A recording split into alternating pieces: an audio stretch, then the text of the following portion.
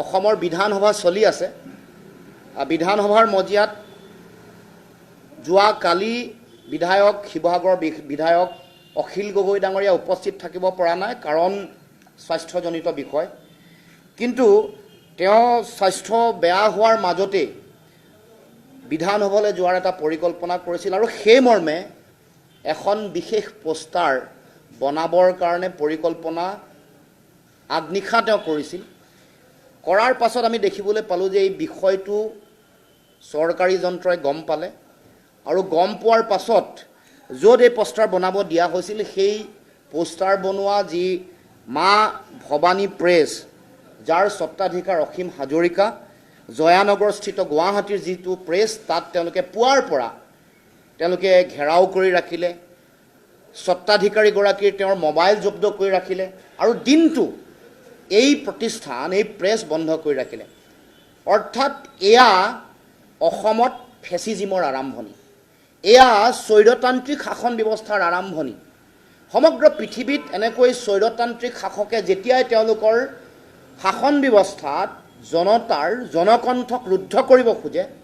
গণতান্ত্ৰিক অধিকাৰ কাঢ়ি লৈ যাব খোজে তেতিয়াই এনেকুৱা ধৰণৰ কাম কাজ আৰম্ভণি কৰে ফোন টেপিং এটা ইলিগেল কাম এটা বেআইনী আইন বহিৰ্ভূত কাম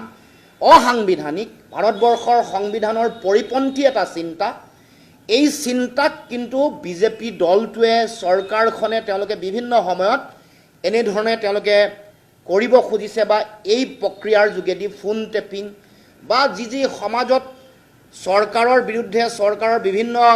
গণতন্ত্ৰ বিৰোধী কাম কাজৰ বিৰুদ্ধে জনতাক কৰা অন্যায়ৰ বিৰুদ্ধে মাত মতা যিসকল ব্যক্তি আছে তেওঁলোকক এনেকৈ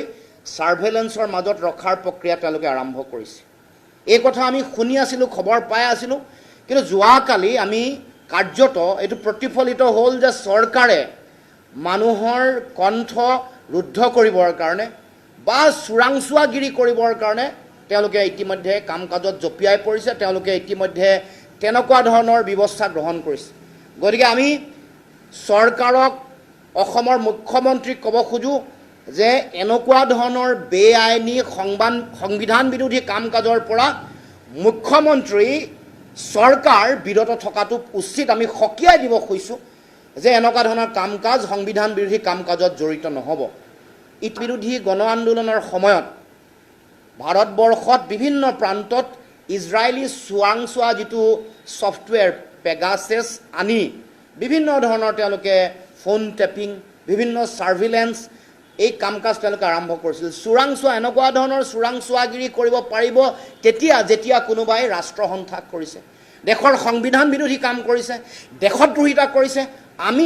আমি যি কাম কৰি আছোঁ জনগণৰ হকে জনগণৰ প্ৰতি কৰা অন্যায় এইবোৰৰ বিৰুদ্ধে মাত মাতি আহিছোঁ গতিকে এনেকুৱা ধৰণৰ কথা বতৰা গণতান্ত্ৰিক অধিকাৰ কাঢ়ি লৈ যাব খোজা কোনো ধৰণৰ কথা কেতিয়াও গ্ৰহণ কৰা নহ'ব এইটো অন্যায় আৰু আমি বিশ্বাস কৰোঁ যে কেৱল মাত্ৰ অখিল গগৈয়ে নহয় আমি বিজেপিৰ বিৰুদ্ধে সৰব ভূমিকা পালন কৰি থকা প্ৰতিগৰাকী মানুহৰ বিৰুদ্ধে তেওঁলোকে এনেকুৱা বিভিন্ন ধৰণৰ ফোন টেপিং বা আন ছাৰ্ভিলেন্সত ৰখা কাম কাজ তেওঁলোকে আৰম্ভ কৰিছে আমি মুখ্যমন্ত্ৰীক ক'ব খোজোঁ যে এনেকুৱা ধৰণৰ কাম কাজৰ পৰা বিৰত থাকক এয়া আইন বিৰুদ্ধ সংবিধান বিৰুদ্ধ ব্যক্তি স্বাধীনতা খৰ্ব কৰিছে গণতান্ত্ৰিক অধিকাৰ কাঢ়ি লৈ গৈছে আৰু আমি দেশৰ গণতন্ত্ৰ আৰু সংবিধান সংকটত পৰা কোনো কথা কেতিয়াও মনা নাই আৰু মানি ল'ব নোৱাৰোঁ সেইকাৰণে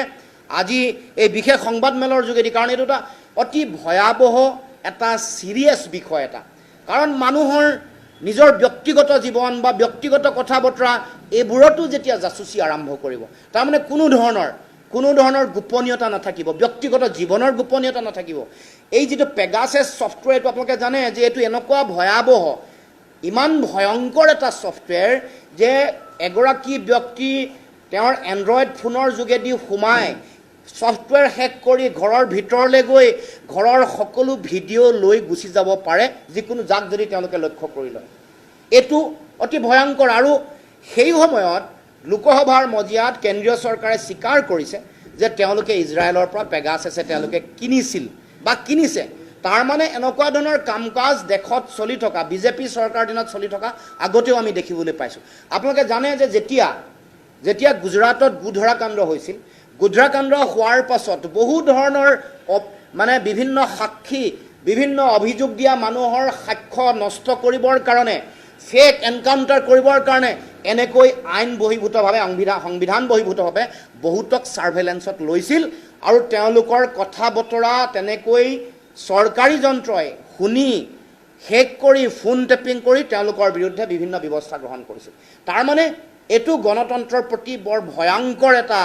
অশনি সংকেত, ভয়ংকৰ সংকেত। অসমতো এনেকুৱা ভয়ংকৰ পৰিৱেশ পৰিস্থিতি আৰম্ভ কৰিব খুজিছে। কি দুখ আছিল মা ভৱানীৰ দৰে এটা সৰু প্ৰেছৰ এগৰাকী স্বত্বাধিকাৰী অসীম হাজৰিকা, যাক দিনটো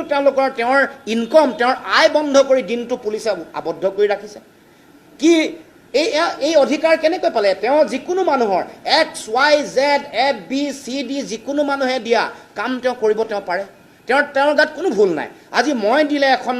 এখন যদি মই পোষ্টাৰ বনাব দিওঁ, এখন যদি বেনাৰ বনাব দিওঁ, তেওঁ কৰিব। তেওঁৰ নিজৰ আয়ৰ কাৰণে নিজে পইচা ঘটিবৰ কাৰণে এনেকুৱা ধৰণৰ প্ৰতিষ্ঠান তেওঁ গঢ়ি তুলিছে। কিন্তু তেওঁৰ কি দুখ? তেওঁৰ মোবাইলটো দিনটো জব্দ কৰি ৰখা হৈছে। তাৰ মানে সাধাৰণ জনতাকো এফালে অন্যায় কৰিছে, অত্যাচাৰ কৰিছে, উৎপীড়ন কৰিছে, তাৰ লগে লগে মানুহৰ গণতান্ত্ৰিক অধিকাৰ নাইকিয়া কৰিবৰ কাৰণে, গণতান্ত্ৰিক কণ্ঠ ৰুদ্ধ কৰিবৰ কাৰণে এনেকৈ উঠি পৰি লাগিছে। গতিকে অসম চৰকাৰ, মুখ্যমন্ত্ৰীক আজি এই সংবাদমেলৰ পৰা মই সকীয়াই দিব খুজিছোঁ, যাতে এনেকুৱা ধৰণৰ কাম কাজত আহি থাকিব লগা দিনসমূহত লিপ্ত নহয়। আৰু এই কথাও ক'ব খুজিছোঁ যে তেওঁ এনেকুৱা ধৰণৰ ভয় ভাবুকি বা এনেকুৱা ধৰণৰ কাম কাজে আমাৰ যিটো গণতান্ত্ৰিক যিটো কণ্ঠ, মানুহৰ ন্যায়ৰ কাৰণে, জনতাৰ ন্যায়ৰ কাৰণে আমি যি কাম কাজ কৰিছোঁ, ইয়াক বাধা দিব নোৱাৰে, ইয়াক ৰুদ্ধ কৰিব নোৱাৰে। হিমন্ত বিশ্ব শৰ্মাক পুনৰ ক'ব খুজিছোঁ যে এনেকুৱা বল প্ৰয়োগ কৰা, এনেকৈ বেআইনীভাৱে কৰা কাম কাজে আমাৰ প্ৰতিবাদী কণ্ঠ, গণতান্ত্ৰিক কণ্ঠক কেতিয়াও ৰুদ্ধ কৰিব নোৱাৰে, এই কথা স্পষ্ট।